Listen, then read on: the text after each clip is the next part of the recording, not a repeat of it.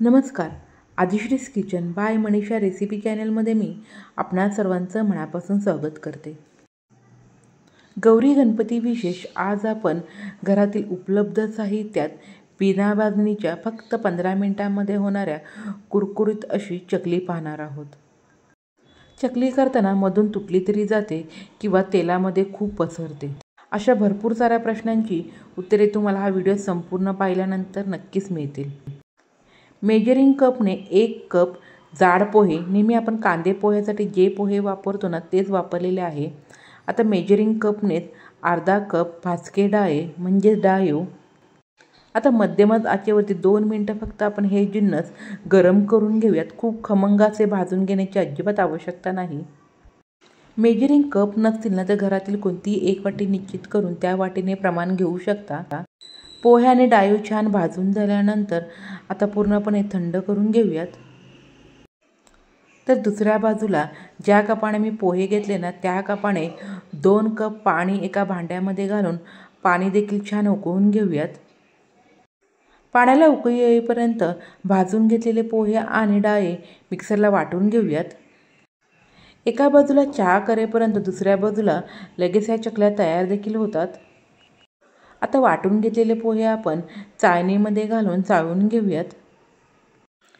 मधल्या वेळेस किंवा मुलांच्या टिफिनसाठी परफेक्ट अशी चकलीची रेसिपी आहे, त्यामुळे जरूर करा.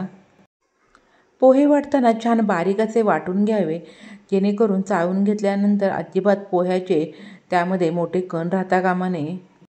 ज्या कपाने पोहे घेतले त्या कपाने 1.5 कप तांदळाचं पीठ देखील चाळून घेऊयात. नेहमी भाकरीसाठी जे तांदळाचं पीठ वापरतो ना तेच ह्या ठिकाणी मी पीठ वापरलेलं आहे. फक्त पिठाला चिकटपणा असायला हवा. रेशनचे तांदूळ स्वच्छ धुवून घेऊन सावलीमध्ये सुकवून पुन्हा मी ते गिरणीतून दळून आणले. पोह्याच्या चमच्याने पाव चमचा हळद जास्त झाली ना तर चकली तळल्यानंतर हलकीशी काळपट अशी वाटते, त्यामुळे कधीही चकली करताना हळद जरा बेतानेच घालावी. पाव चमचा हिंग. आता या ठिकाणी मी जे सुके मसाले घातलेत ना ते तुमच्या चवीनुसार तुम्ही थोडे कमी जास्त केले तरीही चालतील. 1 कप जाड पोहे, अर्धा कप भाजके डाळे आणि 1.5 कप तांदळाचं पीठ अशा प्रकारे मी साहित्य घेतलेलं आहे. 1 सव्वा चमचा तीळ, अर्धा चमचा त्यामध्ये हातावरती चोळून घेतलेला ओवा, चवीनुसार मीठ घालून सर्व जिन्नस व्यवस्थित एकत्रित करून घेऊयात. तांदळाच्या पिठाला चिकटपणा असेल ना तर अजिबात चकली कुठे देखील तुटत नाही. चकली खुसखुशीत होण्यासाठी त्यामध्ये 1 पळी तडका पॅनमध्ये तेल घालून तेल छान कडकडीत गरम करून घेऊयात. पोह्याच्या चमच्याने म्हणाल ना तर 5 चमचे तेल मी घेतलेले आहे. आता हे कडकडीत तेल लगेच आपण पिठामध्ये घालून व्यवस्थित मिक्स करून घेऊयात. तर तेल गरम असल्यामुळे सुरुवातीला पिठामध्ये हात न घालता चमच्याच्या साहाय्याने व्यवस्थित ते एकत्रित करून घ्यावे. आता चकली करताना मोहन जास्त झाले तरी देखील चकली तेलामध्ये पसरते, त्यामुळे मोहन टाकताना कधीही बेतानच टाकावे. हाताने सर्व मोहन व्यवस्थित पिठाला लावून घेऊयात, त्यामुळे पिठाच्या अजिबात गुठळ्या होणार नाही. किटलीमध्ये नेहमी आपल्या जी तेलाची पळी असते ना त्याच पळीने मी 1 पळी तेल घातलेले आहे. सर्व मोहन पिठाला व्यवस्थित लागल्यानंतर जे आपण 2 कप कडकडीत गरम करून घेतलेले पाणी आहे ना ते देखील आता संपूर्ण पिठामध्ये घालून घेऊयात. पाणी गरम असल्यामुळे मी चमच्याच्या साहाय्याने थोडेसे पाणी घालून अशा प्रकारे पिठामध्ये व्यवस्थित मिक्स करून घेते. संपूर्ण 2 कप पाणी मी पिठामध्ये घालून घेतलेले आहे. तांदळाच्या पिठाच्या क्वालिटीनुसार थोडंसं पाणी कमी किंवा जास्त लागू शकतं, परंतु मला इथे 2 कप पाणी पुरेसे वाटत आहे. आता पाणी घातल्यामुळे पीठ गरमच आहे, म्हणून हाताने अशा प्रकारे पीठ परातीमध्ये दाबून घेऊन त्यावरती फक्त 10 मिनिटांसाठी झाकण ठेवून घेऊयात. त्यामुळे पीठ देखील हलकेसे थंड होईल आणि ते व्यवस्थित मळता देखील येईल. पूर्णपणे पीठ थंड न करता हलकंसं हाताला सोसवेल इतपत थंड झालं ना लगेच छान पीठ हे मऊसर असे मळून घ्यावे.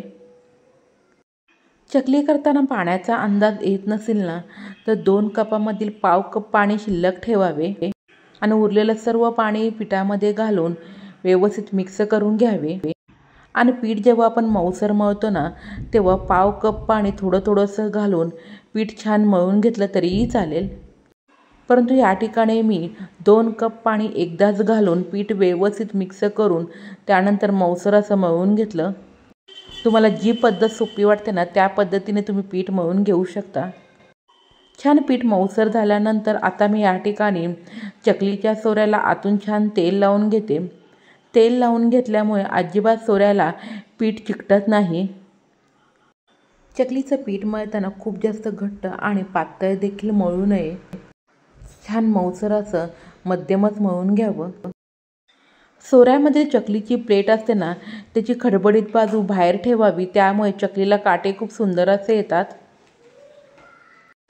एका बाजूला चकली करेपर्यंत मी दुसऱ्या बाजूला मध्यम आचेवरती तेल देखील गरम करायला ठेवलेले आहे. तुम्हाला पाहून कळालंच असेल, एकीकडे चहा होईपर्यंत दुसऱ्या बाजूला लगेच ह्या चकल्या तयार होतात. चपातीपेक्षा घट्ट आणि पुरीपेक्षा हलकंसं पातळसर असं पीठ मळून घेतलं ना तर सोऱ्यातून चकली देखील छान एकसारखी पडते. अजिबात कुठे देखील तुटत नाही. तर या ठिकाणी पहा चकलीला किती छान काटे देखील आलेले आहे आणि चकली करताना अजिबात ते कुठे तुटत देखील नाही. मी तर किलोभर प्रीमिक्स तयार करून जेव्हा मला हवी आहे ना तेव्हा त्यामध्ये इतर मसाले घालून लगेच चकली करून घेते. जसे चकल्या तयार होतात ना त्याच तसे त्या तेलामध्ये तळून घ्याव्यात. आता चकली तळताना खूप कडकडीत मोठ्या आचेवरती तेल गरम न करता मध्यमच आचेवरती तेल गरम करून घ्यावे आणि संपूर्ण चकली देखील मध्यमच आचेवरती तळावी. आता चकली देखील तेलामध्ये तळताना खूप आलटून पलटून तळली ना तरी देखील चकल्यात तेल खूप पितात. फक्त चकली तळताना 2दाच पलटी करावी. आता चकली तळताना तेलाचे बुडबुडे पूर्ण कमी झाले ना तर समजायचं चकली छान तळलेली आहे. तुम्हाला पाहूनच कळलं असेल, अजिबात चकली तेलामध्ये पसरलेली देखील नाही. 2 ते 3 मिनिटांमध्ये चकली तळून होते. कलर पहा किती सुंदर असं चकल्यांना आलेला आहे का नाही. तर तुम्ही देखील ह्या गौरी गणपतीला अशा प्रकारे इन्स्टंट पोह्याच्या चकल्या नक्की करून पहा आणि कशा झाल्या ते मला कमेंट बॉक्समध्ये सांगायला अजिबात विसरू नका. अजिबात ह्या चकल्या तेल देखील पिलेल्या नाही, छान खुसखुशीत अशा झालेल्या आहेत. तर रेसिपी आवडली असेल तर नक्की लाईक करा, जास्तीत जास्त शेअर करा. अशाच नवनवीन रेसिपी पाहण्यासाठी चॅनलला सबस्क्राईब करा. बेलची घंटी वाजवायला विसरू नका. चला भेटूया एका नवीन व्हिडिओमध्ये. धन्यवाद.